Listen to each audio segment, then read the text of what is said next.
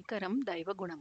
మహర్షి మనకందరికీ ఒక ఆదర్శప్రాయమైన జీవనాన్ని సాగించి చూపించారు. దానిని గ్రహించి ఆచరించడమే కాకుండా ఇతరులపై కనికరం చూపడం ముఖ్యం. మన ఉద్దేశాలను, అభిప్రాయాలను ఇతరులపై రుద్దడం వాంఛనీయం కాదు. శీతోష్ణాలకు, సుఖదుఖాలకు రమణులు అతీతులు. ఒక తల్లిలాగా అలాంటి వాటితో సతమతమయ్యే వారి పట్ల ఎంతో కనికరం చూపేవారు. అదే నిజమైన జ్ఞానం. యథార్థ జ్ఞానం అంటే ఇతరులపై కనికరం చూపడం. నిజంగా మతం అంటే కరుణ. తనకు ఆసక్తి, అవసరం లేని విషయాలలో కూడా ఇతరుల అభిరుచులను గమనించి నవరసాలతో ఆహారాన్ని వండిపట్టిన దయాశాలి ఆయన.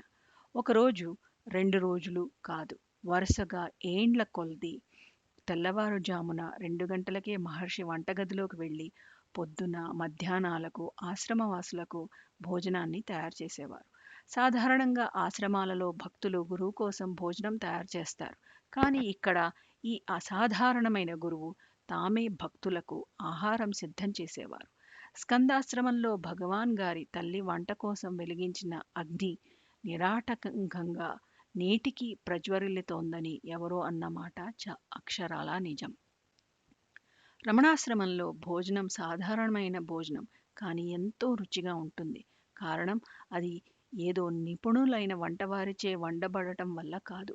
భగవానే ఆ వంటవారి ద్వారా అలాంటి ఆహారాన్ని వండింపచేస్తున్నారు. అందుకే ఏళ్ల తరబడి అది అలాగే నడుస్తోంది. మనకు తెలియకుండా మనలో మార్పులు మహర్షి తీసుకువస్తున్నారు. ఆయనను సదా స్మరిస్తూ ఉండటమే మనం చేయవలసిన ఏకైక విధి. అలాంటి మానసిక స్థితిని ఇస్తున్నందుకు మనం ఆయనకు కృతజ్ఞులమై ఉండాలి. ఆయన కృపతో జరిగే ప్రతి విషయము ఆయన ఇచ్ఛగా భావించాలి.